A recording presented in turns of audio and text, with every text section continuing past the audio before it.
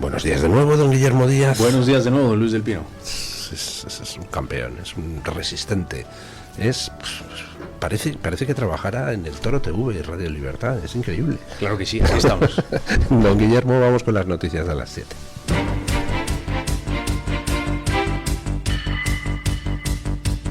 Luis del Pino es Radio Libertad.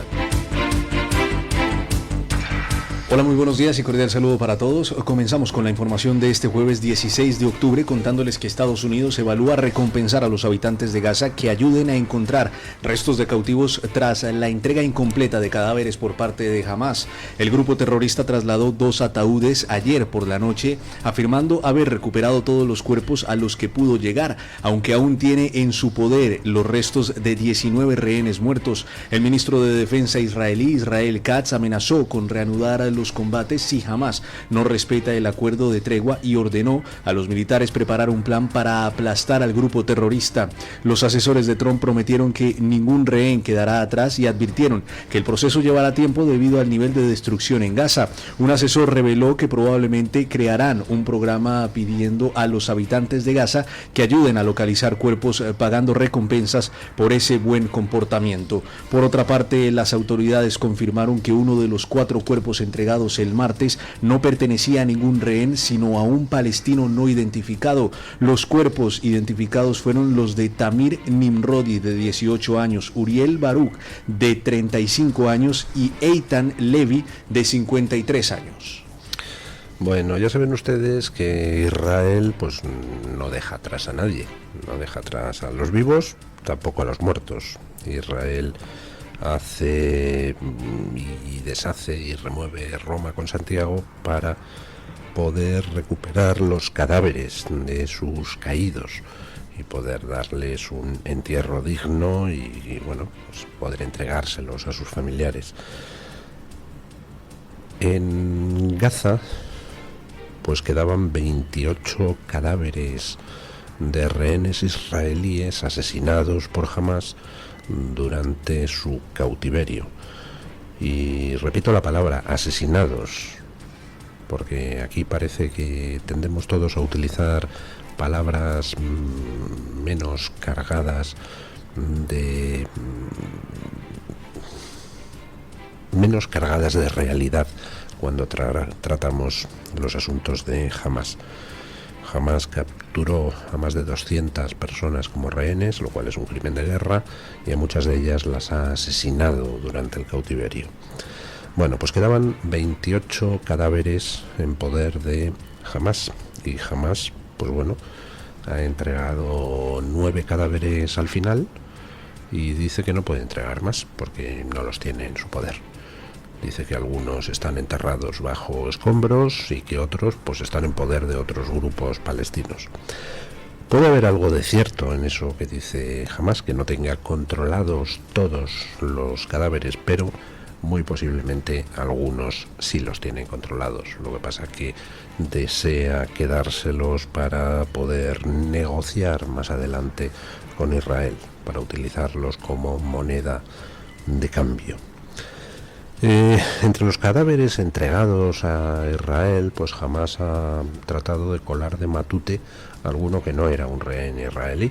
En concreto, uno de los cadáveres han verificado los forenses israelíes que se trataba de un palestino aleatorio que han metido ahí los de Hamás como si fuera un rehén israelí fallecido.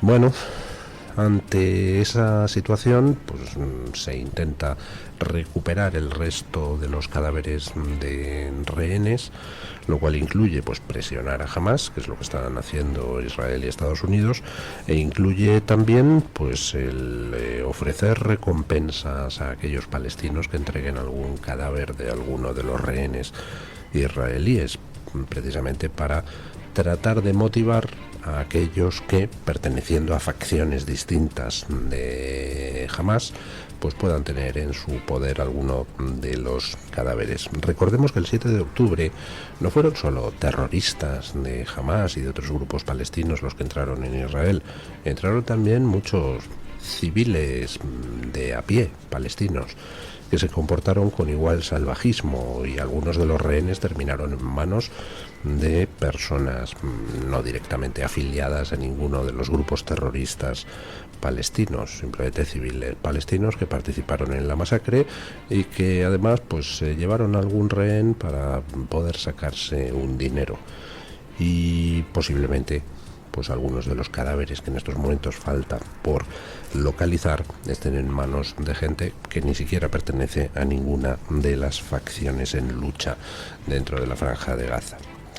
Bueno, ayer se acabó, experimentó el final de recorrido uno de los bulos contra Vox. Lo de que las cuentas de Vox, el Tribunal de Cuentas las había censurado porque Vox se dedicaba a blanquear dinero del que recogía en las mesas que ponía por distintos sitios vendiendo pulseritas y tal. Bueno, pues ayer el Supremo tumbó el bulo dando la razón a Vox. Escuchen. El Tribunal Supremo dio la razón a Vox y tumbó la persecución del gobierno de Sánchez a través del Tribunal de Cuentas al estimar su recurso contencioso administrativo contra la resolución del 4 de julio del año pasado. El Supremo consideró que las donaciones recibidas por Vox no pueden calificarse como finalistas prohibidas según la Ley Orgánica de Financiación de Partidos Políticos, ya que no se demostró que los donantes impusieran una finalidad específica que limitara la autonomía del partido. La sentencia subraya que el Tribunal de Cuentas incurrió en error de derecho al aplicar el concepto de donación finalista, que carece de definición clara en la normativa, vulnerando el principio de legalidad sancionadora y el de tipicidad. El Supremo respaldó la tesis de Vox de que las aportaciones se realizaron bajo aceptación expresa de los donantes de que los fondos se destinarían a actividades propias del partido sin condiciones específicas. La resolución, con respaldo unánime de la Sala de lo Contencioso Administrativo, anula ambas sanciones y refuerza la autonomía de los partidos políticos en la gestión de sus recursos. Vox celebró el fallo como una victoria frente a un intento de criminalización por parte del Ejecutivo de Pedro Sánchez. Bueno, por parte del Ejecutivo de Pedro Sánchez y de quien no es el Ejecutivo de Pedro Sánchez, recordemos qué era todo el rollo este. Pues básicamente Vox se dedicaba a poner mesas en distintas ciudades, en distintos barrios, donde pues entregaba folletos a la gente, vendía pulseritas con los colores de Vox, vendía merchandising relativo a Vox. ¿Y qué pasaba con ese dinero que se recaudaba en las mesas? Pues que lo que hacían los encargados de las mesas era ir al banco e ingresar todo ese dinero, que es dinero en efectivo, pues ingresarlo en la cuenta de Vox. ¿Para qué? Pues para gastos de más actividades que haga el partido. O sea, más transparente imposible. Recaudan dinero en efectivo y cogen y lo meten en el banco a la cuenta del partido. ¿Dónde está ahí la ilegalidad? Pues en ninguna parte. O sea, mientras el PSOE se dedica a mover dinero en efectivo procedente de corrupciones y a gastárselo, entre otras cosas, en putas, pues resulta que Vox vende pulseritas y el dinero en efectivo que la gente da en esas mesas, al comprar el merchandising, lo ingresaba en la cuenta del partido. Es decir, imposible más transparencia. Bueno, pues va el Tribunal de Cuentas, controlado por el PP y el PSOE, por el PSOE y el PP, y sanciona a Vox por hacer eso. O sea, sanciona a Vox por ingresar en la cuenta del partido de forma transparente el dinero recaudado en las mesas. Tócate las narices. Cuando saltó aquel falso escándalo, pues yo lo dije en estos micrófonos, es que me niego a comentar el escándalo. O sea, es tan obsceno lo que están haciendo que no pienso dar ni un segundo de publicidad a esta maniobra repugnante. Y efectivamente era una maniobra repugnante, como el Supremo ha acreditado, ojo, por unanimidad de la Sala. Que lo del Tribunal de Cuentas, esas 2 multas que le impusieron a Vox, pues que eran completamente infumables, y las ha anulado. ¿Qué pasó cuando el Tribunal de Cuentas, controlado por el PSOE y el PP, impuso esas 2 multas a Vox? Pues que todos los medios, a izquierda y derecha, controlados por el PSOE y el PP, pues entonces sacaron la noticia. El Tribunal de Cuentas multa a Vox. Bueno, supongo que esos medios pedirán ahora perdón, ¿no? Y supongo que el PSOE y el PP pedirán perdón a Vox por haber acusado en falso a Vox de que tenía financiación ilegal. hace falta tener no morro, sino a lo siguiente, para emprender ese tipo de campañas contra Vox, desde partidos como el Partido Socialista, que se dedicaban a mover lechugas, chistorras y fajos de todo tipo de billetes de un lado a otro y gastárselo, en fin, en actividades no demasiado edificantes. Bueno, ayer comentábamos la campaña que ha iniciado el gobierno para tratar de tomar el control de la Real Academia Española, campaña que ha iniciado con ataques del mayordomo que han puesto a dirigir el Instituto Cervantes, García Montero, que se permite el tío pues como tratar de hacer de menos a Muñoz Machado, el presidente de la Real Academia Española. Bueno, ayer salió Pérez Reverte a atizar a García Montero. Escuchen. Pérez Reverte arremetió contra el director del Instituto Cervantes, Luis García Montero, mientras la Generalidad de Cataluña le premia con el Blanquerna. El escritor explicó en redes sociales que la incompetencia de los sucesivos ministros de Exteriores, especialmente del último, les ha hecho perder la América hispana, siendo el único vínculo de prestigio diplomático que se mantiene la lengua española gracias a la RAE. Pérez Reverte denunció que Exteriores, a través del mediocre y paniaguado director del Cervantes, criatura de Álvarez, pretende meter mano colonizando el ámbito natural de la RAE, abriéndose paso a codazos para protagonizar la fotografía y prepararse para controlar también la academia, contaminándola como han hecho con todas las instituciones españolas. Por su parte, la Generalidad de Salvador Illa concedió el 10º premio Blanquerna a García Montero por su trayectoria como difusor de la literatura catalana y su compromiso con todas las literaturas del Estado desde la dirección del Instituto Cervantes. De esta manera, el gobierno catalán restituye este premio cancelado hacía 8 años durante el máximo auge del proceso.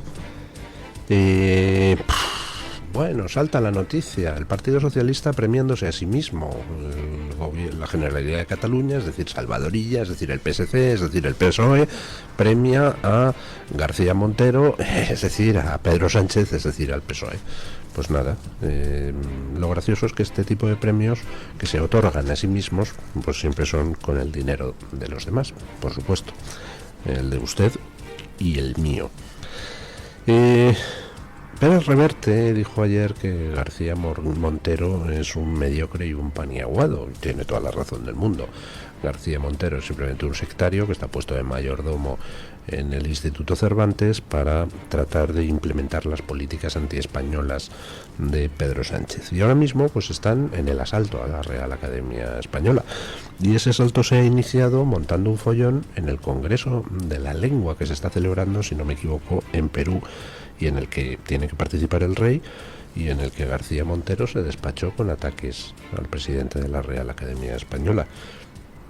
Esto es intolerable, que un mindundi sectario se permita atacar a alguien de prestigio como el presidente de la Real Academia Española, simplemente porque es que no controlan la Real Academia Española, porque se elige por votación de los miembros y no por dedazo de Sánchez, como pasa con el Instituto Cervantes. Eso de que García Montero, el mediocre García Montero, ataque al presidente de la Real Academia Española y lo haga en un foro internacional y lo haga además en un foro donde el rey interviene, pues en fin, no proporciona muy buena imagen de España ante el resto de los países que componen la hispanofonía.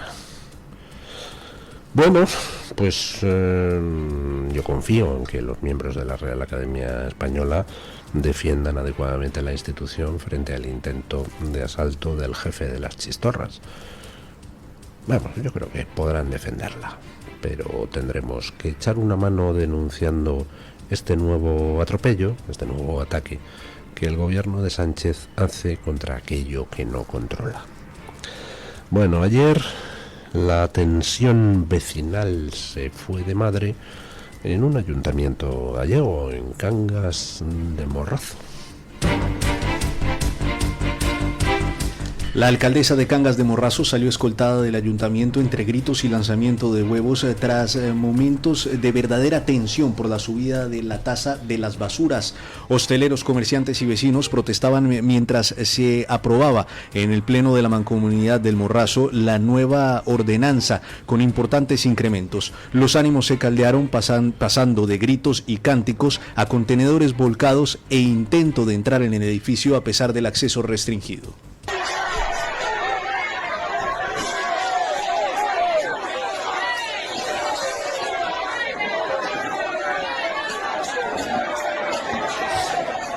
La policía local y la Guardia Civil bloquearon la puerta pidiendo a las corporaciones que no salieran por seguridad. La alcaldesa Araceli Gestido permaneció en el interior hasta pasadas las 12 de la noche. El malestar radica en que los vecinos pasan de pagar 68,85 euros a 127 euros, pero la cifra que más enfadó afectan a hostelería y comercio. Los restaurantes pasan de pagar 370 euros a más de 2.000. La alcaldesa del BNG asegura que son cifras en línea con ayuntamientos de alrededores y asegura que ve clara intención política en las protestas orquestada por partidos de la oposición.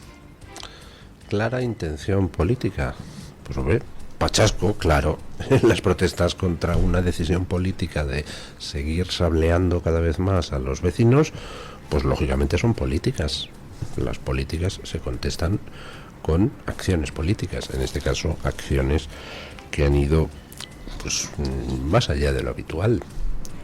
Los vecinos asaltaron el ayuntamiento y bueno, pues la alcaldesa del bloque nacionalista gallego, que gobierna ahí en coalición con los del PSOE y con, creo que los de Podemos, hay un tercer partido pero no recuerdo cuál es, supongo será Podemos o alguna cosa similar. Pero el caso es que esta alcaldesa del BNG, que gobierna allí en coalición y que es quien ha aplicado este tasazo de basuras, pues tuvo que quedarse en el interior del ayuntamiento hasta pasar las 12 de la noche, al final salir escoltada mientras la lanzaban huevos. Los políticos piensan que el ciudadano lo aguanta todo, que le pueden subir los impuestos de 2.000 formas distintas, además meterles unos clavos tremendos, y todo además con excusas bastante estúpidas, como no, es que lo dice Bruselas. No es verdad. Bruselas no obliga a estas subidas monstruosas de tasas de basuras. Aquí lo que se hace es aplicar directivas genéricas de Bruselas y aplicarlas siempre en contra del ciudadano. Y al final, pues el ciudadano ve como lo que cobraba, pues es poquito más que lo que cobraba hace 10 años, cuando los precios se han disparado, se han duplicado en muchísimos productos de consumo habitual, y encima los impuestos cada día son mayores, y encima tienen el morro de meterte tasazos de la noche a la mañana donde te multiplican por 7 lo que pagas, por ejemplo los hosteleros en Cangas de Morrazo. Bueno, pues llega un momento donde la gente no aguanta más. Lo de que la gente llegue mal a fin de mes, pues tiene un problema, que es que como le sigas tocando las narices, pues hay gente que dice, mire, yo es que me importa 3 soberanos bledos la contienda política, pero usted me está arruinando, hijo de mala madre. Y bueno, pues lo de ayer fue un fogonazo de ira vecinal, que intuyo que no va a ser el último si continúa nuestra clase política apretando cada vez más al ciudadano, ahogándole cada vez más, atornillándole cada vez más. En fin, mientras tanto, pues una noticia que en realidad no es noticia, porque dice algo que ya sabíamos, o que por lo menos intuíamos, pero el quién la dice, pues hombre, sí es noticia porque da mucha más credibilidad a lo que todos sospechábamos. Escuchen. El presidente chileno Gabriel Boric acusó al régimen de Nicolás Maduro del asesinato del exmilitar venezolano Ronald Ojeda, asegurando que uno de los sospechosos de haber perpetrado el asesinato es el mismo régimen del dictador Nicolás Maduro, que se robó las elecciones en su patria. Boric habló en el marco de la conmemoración en Roma del 50 aniversario del atentado contra el político chileno Bernardo Leyton en 1975. Sin ir más lejos, en Chile tenemos el caso del asesinato de un ex militar venezolano, en donde uno de los sospechosos de haber perpetrado el asesinato es el mismo régimen del dictador Nicolás Maduro, que se robara las elecciones en su patria. El presidente chileno advirtió que las dictaduras y los líderes autoritarios cruzan fronteras para imponer el miedo cuando creen que pueden hacerlo impunemente, recalcando que los desvíos autoritarios pueden estar a la orden del día en cualquier parte. Ronald Ojeda fue secuestrado en su vivienda en Santiago el 21 de febrero de 2024 por personas vestidas como agentes de la Policía de Investigaciones. 9 días después, las autoridades confirmaron el hallazgo de su cuerpo dentro de una maleta sepultada bajo metros de cemento en Maipú. Caracas ha negado cualquier vinculación con el secuestro y asesinato. El caso sigue bajo investigación con reserva judicial. Bueno, pues exmilitar venezolano refugiado en Chile, y el régimen de Maduro manda sicarios a secuestrarle y asesinarle en territorio chileno. Cuando le asesinaron, pues todos intuimos quién lo había hecho, pero ayer pues el presidente de Chile, Boric, señaló directamente a Maduro y recordó de paso que Maduro falsificó las elecciones para tratar de ocultar que Edmundo González no es que lo hubiera ganado, es que le había vapuleado, le había doblado en votos, y eso que en Venezuela 7 millones de personas han tenido ya que huir del régimen. Bueno, pues ni los que se han quedado quieren a Maduro. Decía que esto es noticia pues precisamente por quien dice eso, por quien señala a Maduro, que es el presidente chileno Boric, que no es precisamente un miembro de la fachosfera, es un presidente de extrema izquierda perteneciente a todo este grupo de los Lula, las Sheinbaum, los Petro. Lo que pasa es, en fin, un pelín más normal que el resto de sus compañeros de conspiraciones extremoizquierdistas iberoamericanas. Quizás un poco más normal porque es que Chile tiene un problema de refugiados venezolanos brutal, porque muchos de los millones de venezolanos que han huido de la dictadura criminal de Maduro pues se han ido a refugiar a Chile, entre otros lugares. Bueno, vamos con la noticia de interés general del Banco de Santander con la ayuda de doña Carmen Carbonell.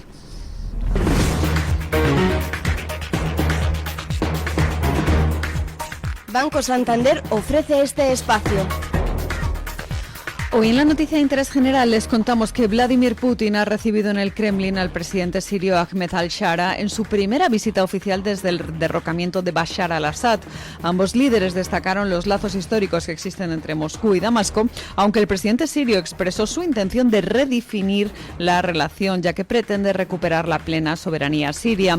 A puerta cerrada se esperaba que el mandatario solicitara la extradición del propio Bashar al-Assad y discutiera el futuro de las bases militares rusas en Tartus y Jimim, mientras busca sacar a Siria del aislamiento internacional en el que actualmente se encuentra. Banco Santander ha ofrecido este espacio. Tailandia, Estados Unidos, Japón, Islandia. Hola, soy Plex. Si algo me apasiona es dar vueltas, sobre todo al mundo. He dado tantas vueltas que he estado en más de 60 países. Pero a lo que no le doy ni una vuelta es a cómo conseguir el nuevo iPhone 17. Ven ahora al Santander y podrás disfrutar del nuevo iPhone 17 con renting desde 0 euros al mes. Consulta condiciones en bancosantander.es. Promoción válida hasta el 14 de enero de 2026. Santander, es el momento. No le des más vueltas.